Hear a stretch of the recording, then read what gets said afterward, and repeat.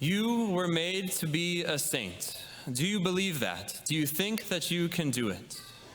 You were made to be a saint. I was made to be a saint. But I think that for most of us, this sounds far-fetched, ridiculous, even impossible. A saint? Me?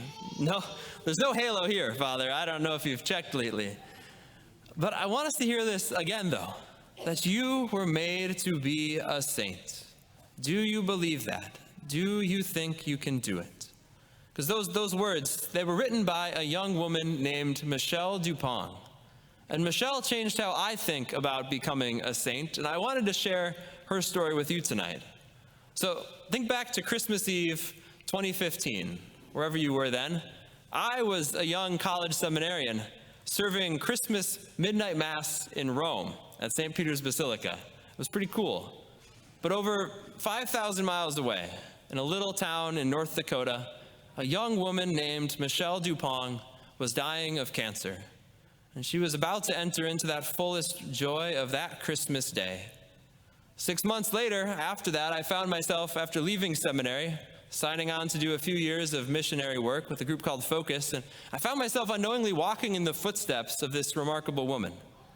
I had been sent to serve at North Dakota State University in Fargo, North Dakota, which happened to be Michelle's alma mater, and the place where she had said yes to giving a few years of her life as a missionary.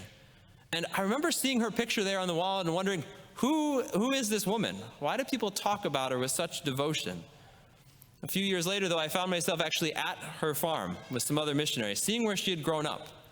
And then, just 2 years ago, on the Feast of All Saints, I heard the Bishop of Bismarck, North Dakota, declare that they were opening up her cause for canonization, the cause that she would one day be declared a saint in the Catholic Church.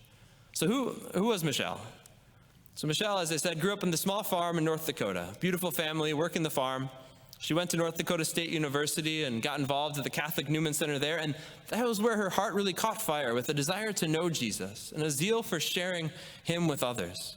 And she got involved with some missionaries from a group called Focus, the Fellowship of Catholic University Students, and she decided that after college she wanted to do that too, that she wanted other people to know Jesus.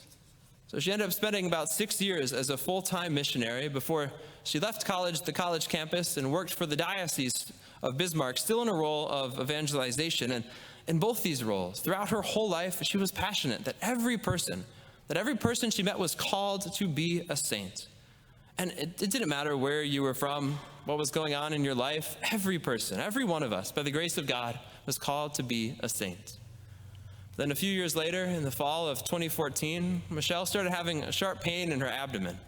And doctors didn't really know what it was until they opened her up and found that her abdomen was full of cancer.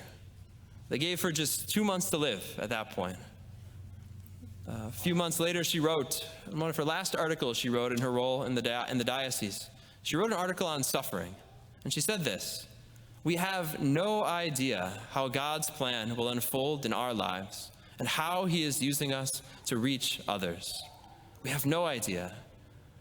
We know that we're all in this together, that we're all on the same team in the body of Christ, and so I see the present suffering as taking one for the team. May God be glorified by all the good that comes through this." She didn't allow her suffering to turn her inward. Countless doctors and nurses from her time in the hospitals over those next 10 months, they testified that she was always more concerned about them, about how they were doing, about speaking hope into their lives than talking about her own pain and suffering. And then just 2 months before her death, Michelle wrote a last letter to her sweet Jesus.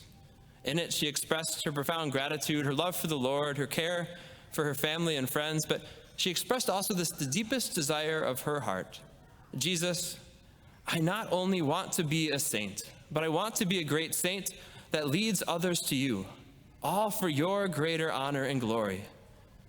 To be a great saint. That is what Michelle desired for herself and for every person that she encountered. And she knew that this only could happen because of God's great mercy toward us, God's great mercy toward us sinners. And her letter goes on, Jesus, I cling with hope-filled hands to your great mercy. As you told St. Faustina, your mercy is your greatest attribute. How beautiful you are, and how much you love us in the midst of all of our quirks and shortcomings. Thank you, my King. How I long to help others to receive and run to your mercy. That was how Michelle had lived her life, and that was how she hoped to spend the next life. And on Christmas Day 2015, after offering up the incredible suffering of stage 4 cancer for over a year, Michelle finally got to go home to meet her sweet Jesus.